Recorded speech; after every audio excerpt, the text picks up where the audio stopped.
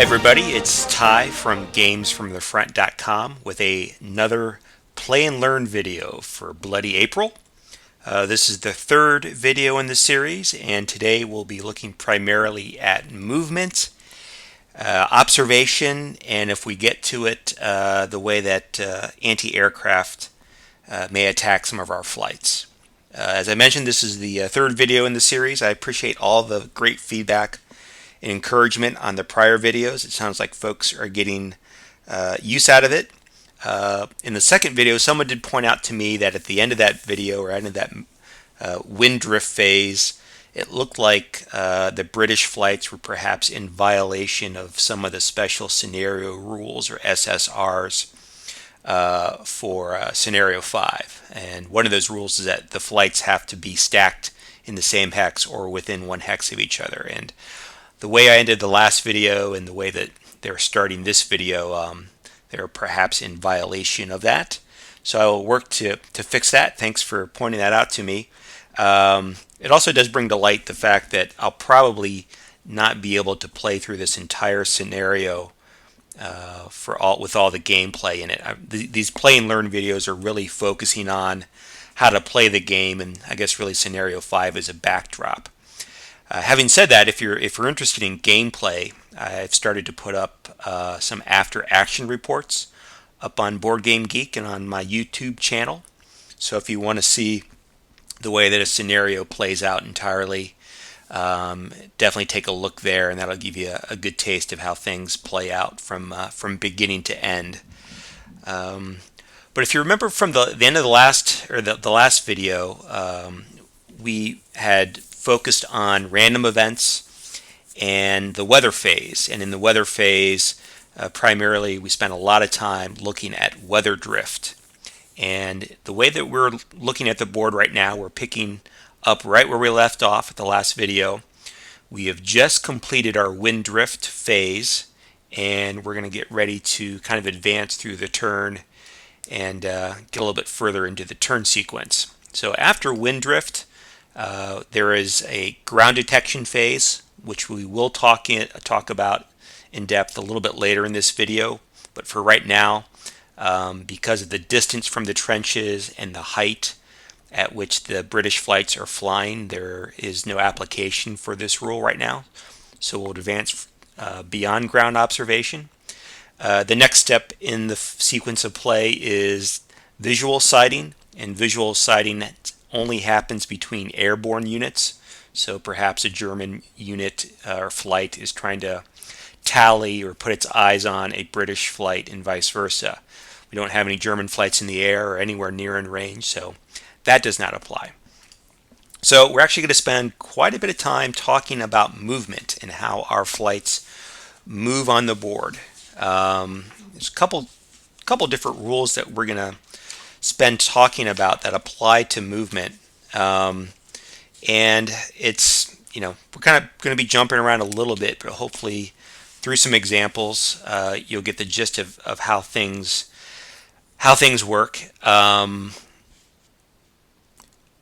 of the first things that I need to emphasize or want to bring up is that, at least to me and in my experience, Bloody April uses a pretty unique facing mechanism. And if you remember from the wind drift rules in the last video, I pointed out how this game actually uses 12 different facings. And not only do those 12 different facings impact wind drift, they're also going to play a pretty significant role in the way that we handle movement. And so if I could just show you really quickly, if I zoom in here on our British flight number 1, you can actually rotate, and this is on the Vassal module, but in the game itself, of course, you can also rotate in 30-degree increments, meaning you have 12 possible facings. In fact, if you look at both of the British flights right now, you'll see that you can actually face a hex corner. And so, again, kind of a different approach than I've seen in other games. Most of the other games that I've played only allow you to face the primary hex sides. But you have to remember that Bloody April allows you to face hex corners, which is a little bit unique. If you look down here at Flight 2, you also notice something perhaps you haven't seen in too many games. Flight 2 is actually sitting on a hex spine. Is that, I think that either the term I use or I've picked up from somewhere else, but it's a hex spine that is actually in between hex 1202 and hex 1203, and that is a perfectly valid place for a counter to rest. In fact, if Flight 1 were to move forward one hex, it would find itself on a spine between 1301 and 1302.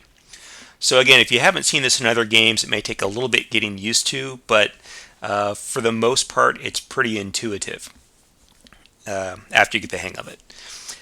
So the way that our flights are going to move is we're going to use a combination of different flight types and movement points to move our flights around the boards. So we're going to look at the three primary movement types.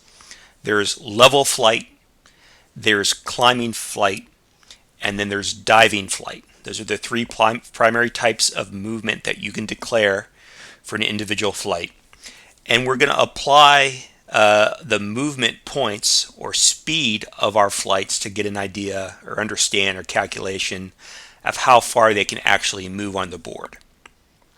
So let's start off with level flight. It's the most basic type of flight, as you can imagine.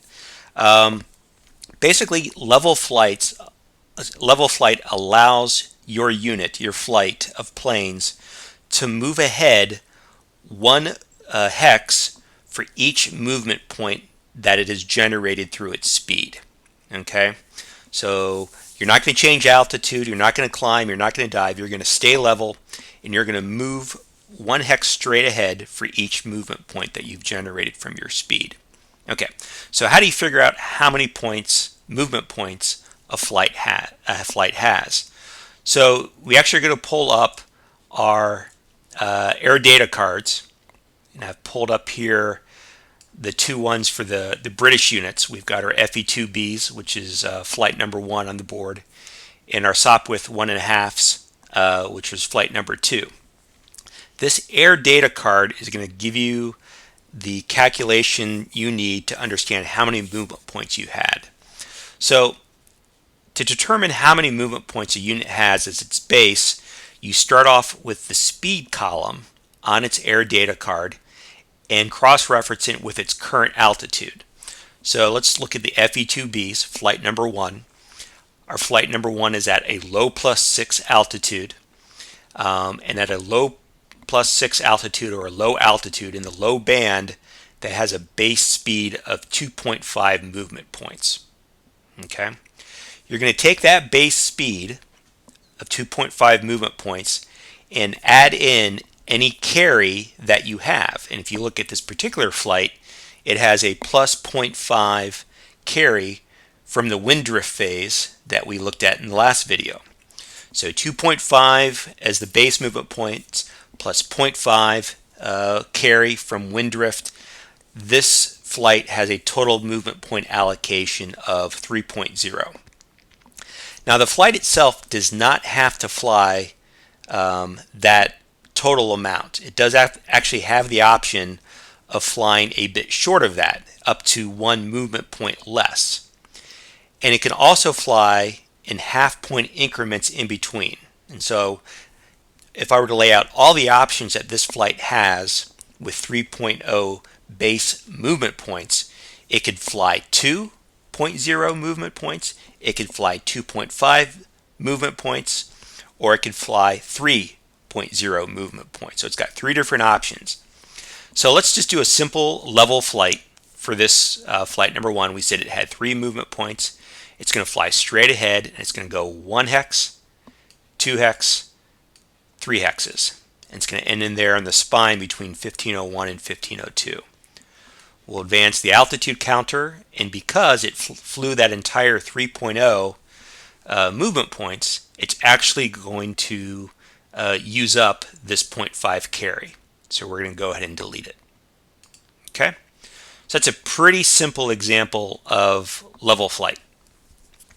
Okay, so let's look at another example of level flight and throw in something a little bit extra. Let's look at our Sopwith 1.5. It's counter number 2 on the map. if you look at its air data card at low altitude, its base movement points are going to be 3.0, right? It doesn't have any carry from the wind drift phase, and so it's going to be able to use up to 3.0 movement points. One of the other rules about movement is that when you move into a new hex, you can take advantage of what's known as a free turn. And maybe let's pull up that chart really quickly to show you maybe what I'm talking about. So here is the free turn table, and this basically lets you know how many degrees you can turn without an additional cost based on your speed.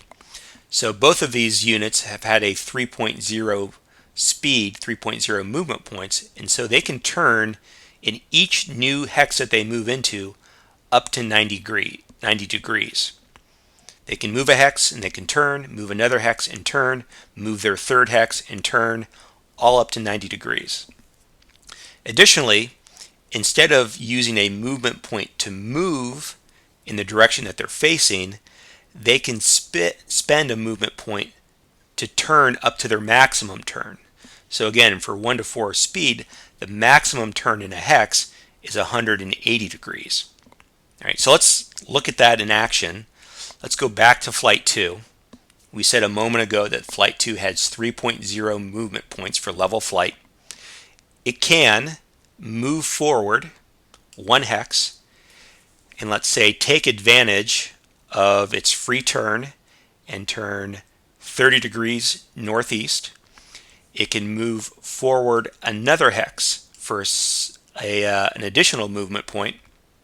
Let's say it wants to turn 30 degrees facing due east for a free turn, and then move its third movement point and end adjacent to or very close to flight number 1.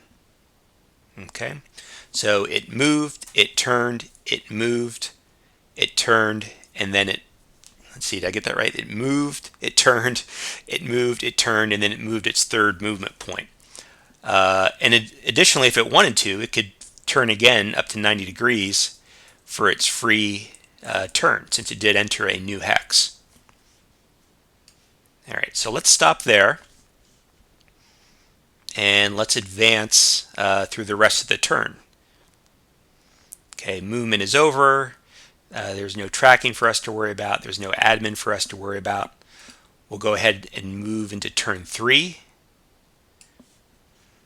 First thing you might remember that we need to do from the last video is check for random events. I'm going to roll a d10.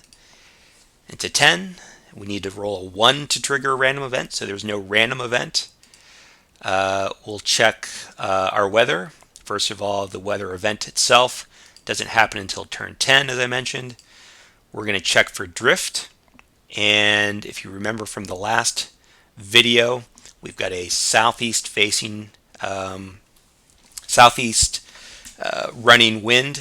Both of our flights are going to pick up a tailwind from that, so we're going to add 0.5 markers to both of our flights. Okay, we've completed wind drift for all the units that are in the air. We'll advance to ground observation. We're still out of range of observation from the trenches, which we will talk about this in a little bit later in the video. There's no visual sighting because there's no German units in the air. So we're back to movement. So let's look, for the sake of argument, at the other 2 types of movement that I hinted at earlier. We'll look at climbing flight and diving flight. And I say for the sake of argument because really in this scenario we wouldn't necessarily engage in climbing flight right now. We've got a little bit more leeway once we get over the trenches or once the Germans engage the British flights, but right now we have some pretty strict orders that we have to follow as far as the altitudes that we have to stay at. But anyway, I do want to show you climbing flight and diving flight. Let's start with climbing flight. The calculation for the movement points that you have available to you is the same as it is in level flight, simply meaning you're going to use a combination of the altitude that you're at and the type of plane that you have to get an understanding of what your base movement points are. So let's do a climbing flight with flight number one. You remember that flight number one is our FE2Bs at low altitude. Low altitude. It has a base movement points of 2.5. It does have a 0.5 carry plus 0.5 carry from wind drift. So we've got 3.0 movement points available to us, just like we did in the last turn. So what's different about climbing flight is pretty much two things. Well, really three things. The first thing is that when you climb, you are actually going to spend one of your movement points to simply reflect the fact that you are traveling, across the surface of the earth a shorter distance, meaning you're climbing, you're going upwards at an angle, and so one of those movement points is going to be used for the vertical movement. The other thing that's going to change is that your altitude marker, and we're currently at low +6, is going to increment upwards by 1, and I'll reflect that here in a moment. And the third thing that's different than level flight is that those free turns that I was telling you about earlier, you are actually restricted. You can't take advantage of the entire free turn. You actually still get a free turn, but it's whatever value you normally would have had minus 30 degrees. So earlier when we were doing level flight and had a 90-degree free turn, if we're climbing, your maximum free turn would only be 60 degrees. All right, so let's do a climbing flight for flight number one, our FE2Bs. We've calculated it's got 3 base movement points. Let's just move it straight on forward. It's going to go 1 hex for 1 movement point, a second hex for another movement point, and because we're climbing, we're going to increment this from a low +6 to a low +7. And I'm also doing that to reflect the expenditure of the third movement point. Okay, and we've also spent this carry, and so we're going to go ahead and delete that. And that's climbing flight. Pretty straightforward.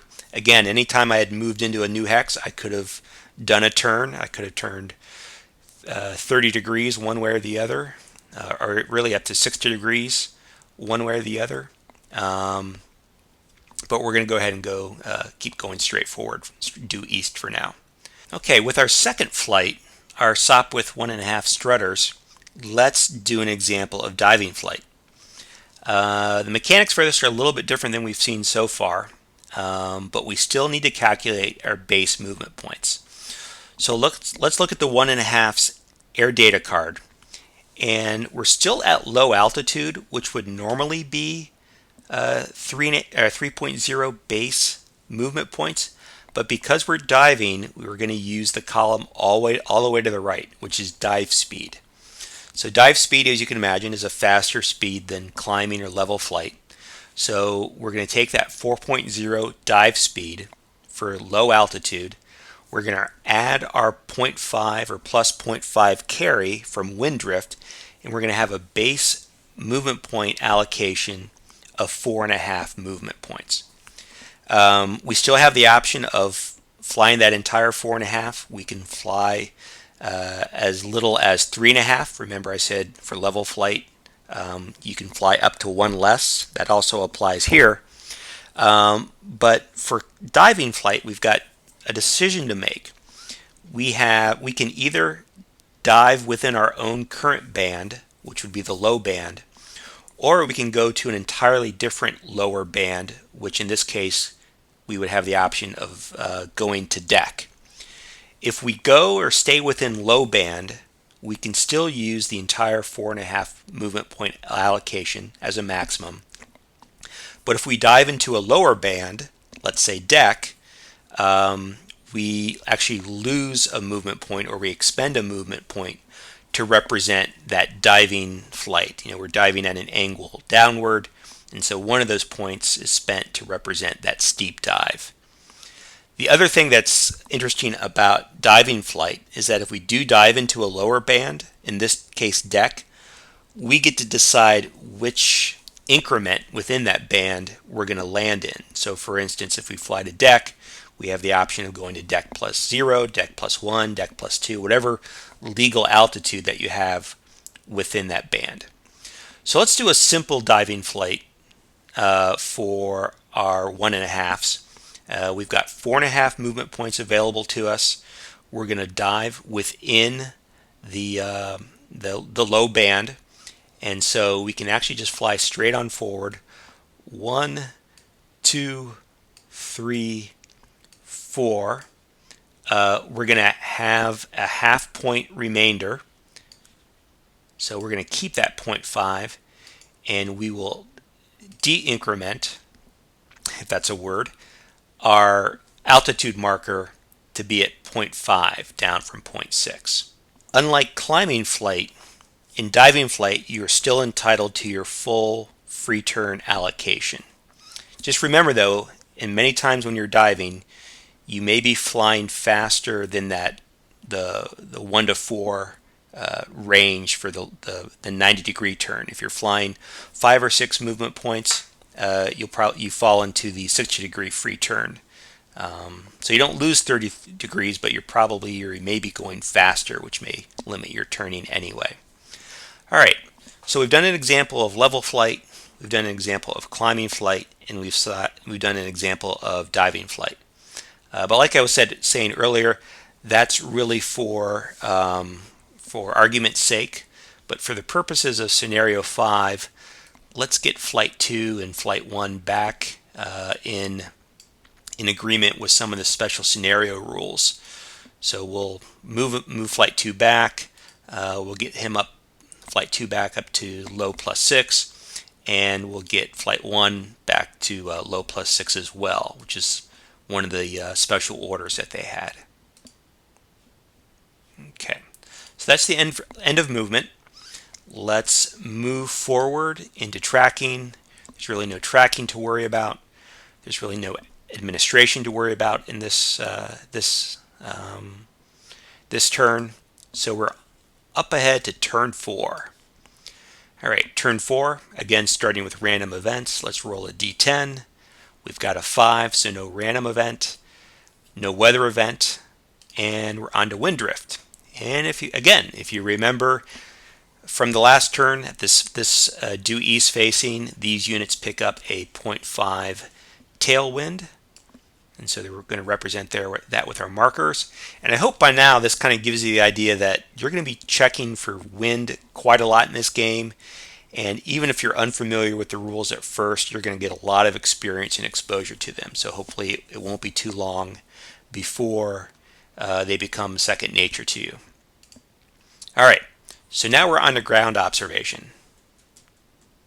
Ground observation is simply a rule that tries to represent the idea that there are units in the trenches, units on the ground that can look up and perhaps spot or detect your flights. So the Germans are going to look up and perhaps see that these British flights are approaching. The rules for this type of detection or this ground observation are pretty straightforward. We actually have to take into account the altitude that the flights are flying at and the range at which or their distance from the trench hexes. So if we actually pull up the detection table, this information is listed here in one of our play aids. The max range is for ground observation is 3 hexes for flights in the deck band, and 6 hexes for flights in the low band, and 10 hexes for any flight higher than that. We've got some dice roll modifiers, some DRMs, in cases where there may be some weather effects, like rain or snow or fog, but we don't need to worry about that in the way that our weather is currently set up. But we do have flights that are within 6 hexes of enemy trenches. There's flight 1, And you also see that Flight 2 is also within 6 hexes of some enemy trenches. So the mechanic is simply a 2d10, and 12 or higher, the flight is detected. So let's go ahead and roll a 2d10 for flight number 1. I got a 10, so there's no detection. And for flight number 2, it's got an 11. That would also not be a detection. However, for the sake of argument and the sake of demonstration, let's pretend that flight 2 was detected. A flight that is detected from ground observation, you are going to flip its marker from its undetected side, which is represented by that question mark. We are going to flip marker number 2 from its undetected side to its detected side, which is this darker shape without the darker image without the question mark. And so flight 1 is undetected and flight 2 is detected. And the importance of detection comes into play in a lot of different areas. It helps with visual sighting down the road, because the ground units have called into the aero bases to let folks know that the enemy is making inroads. It also helps with some combat modifiers, and basically makes it easier to engage and have combat with detected units versus undetected. So that's the end of the ground observation turn. There's no visual sighting, and so we're on to movement. At low altitude, you'll remember that flight 1 has a base movement points of 2.5 plus this 0.5 carry. That gives us 3 movement points to utilize. We'll engage in level flight, going 1, 2, 3 hexes at the same altitude, but consuming that carry. Flight 2 also has, or actually has 3.0 movement points at low altitude, plus the 0.5 from the carry, and it will also fly level 1, 2, 3 movement points. It'll keep the altitude, but has not expended the movement points, or the carry. Okay, I've advanced the time in the game here a little bit forward so we can keep it moving into turn 6. We're actually into the movement phase, and you'll notice that my British flights 1 and 2 are here at the beginning of their offensive patrol. You can see the waypoint marker I've got set up there. I've also modeled that flight number 1, which is previously undetected, is detected now, and you'll see that it's been flipped over to its darker side of its counter. One of the things I needed to mention before about detection, one of the rules that you'll often find in many of the scenarios is that once units are detected or cross the trenches, in this case the British units, then the German units can begin their takeoff from their aerodomes. The British flights have been detected, and someone's radioed in or called into the aerodomes to let the Germans know what they're seeing, and the Germans can begin their takeoff. I won't cover the takeoff rules here because they're pretty straightforward, but simply to summarize, the takeoff process is a 2-turn process that gets the flights in the air. So I'm not going to model that here, just to keep things moving along. But let's talk about anti-aircraft units. Anti-aircraft units you'll often find on both sides of the trenches. Both the Germans will have them and the British will have them, much like we see here.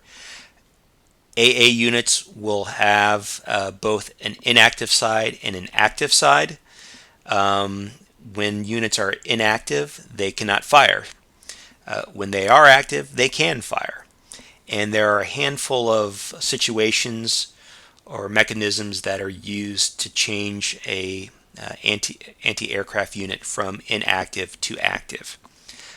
Those situations or mechanisms are: they can be switched at the admin phase. They become active when a flight moves adjacent to the unit, the AA unit. If a unit is adjacent and it expends a movement point, the AA unit will become active. If the flight is in air combat and becomes scattered, and in that scattering it lands adjacent to, or not lands, but moves adjacent to it, an AA unit, it becomes active. Or if wind drift pushes a unit adjacent to an AA unit, pushes a flight next adjacent to an AA unit, that AA unit becomes active. So let me give you an example. For the sake of argument, I'm going to move my British flights separately, just to kind of give you some different effects here. But let's move, we're in the movement phase, let's move flight 2, which is going to have 3.5 movement points around this AA unit here in 2503, this German unit. First of all, know that AA units can project their power in their own hex, which is in this case 2503, and all 6 adjacent hexes, which are these 6 right here. So flight number 2 is going to take its 3.5 movement points and move 1 hex forward. For the purposes of being on a spine and for the purposes of spotting from AA units, when a flight is on a hex spine, it is up to the owner of the AA unit to determine which hex that flight is in for targeting purposes. So what I mean is that this German unit can count this flight in 2401 or 2402. Naturally, it's going to want to count it in 2402 because that puts it in range of that flight number 2. And if you remember what I mentioned just a moment ago, when a flight moves adjacent to an AA concentration, that AA unit becomes active. So I've just activated that AA unit. Flight number 2 is still moving, level flight. It'll spend its second movement point to move into 2502. And now the AA unit can actually take a shot. It's active. Like I said before, inactive AA units cannot fire, but active ones can. So it will fire at flight number 2. The mechanism for AA units firing at flights is pretty straightforward. We've got an AA table here.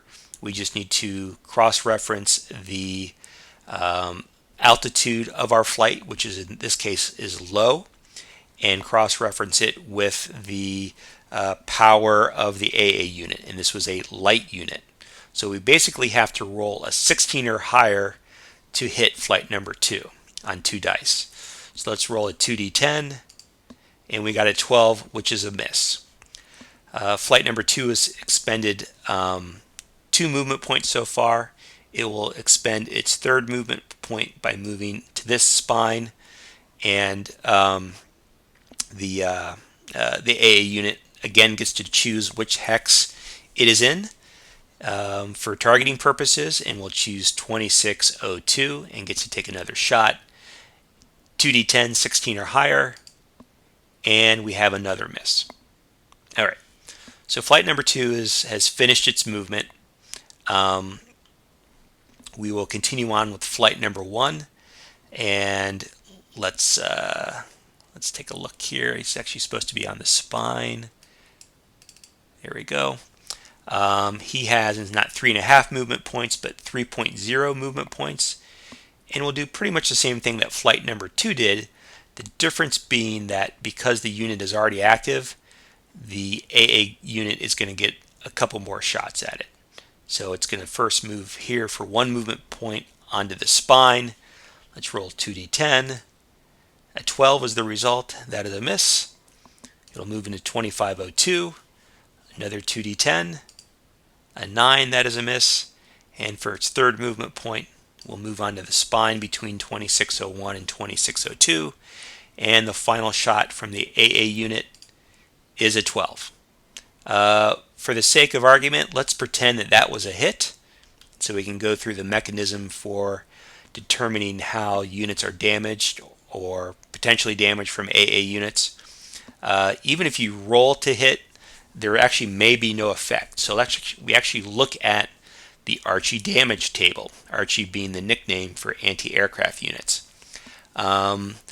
If the unit is a simple AA unit like we have here, we are going to look at this barrage column. There are a handful of dice roll modifiers at the bottom of this table, whether the target is on a bombing run, what the speed is for the target, and a couple of other dice roll modifiers that actually do not apply in this particular situation. But again, we're going to roll 2d10 and see what happens. We're going to roll back on our board. We're going to roll 2d10 and we get a 3. So we actually rolled less than a 10, which is this any result, which means no effect. So even after 5 shots from the AA unit on our 2 British flights, there was no damage and really only 1 hit. So the British have gotten off pretty easily, and they're going to start making their way towards their waypoint, or their next stop on their offensive patrol on 3108. Okay, so rather long video compared to the ones that I've done before, but really the movement rules in particular are obviously very important in this kind of game, and definitely wanted to get into the action at least a little bit as we flew over the trenches. I'm going to go ahead and finish the video here, but behind the scenes I'm going to model our German flights and their efforts so far to take off from their aero bases. And in the next video, we'll get into air-to-air combat. So anyway, thanks for your time. I appreciate you watching the videos. And keep checking out the rules for yourself. And if you've got any feedback on these Play and Learn videos, I'd love to hear it. Thanks a lot.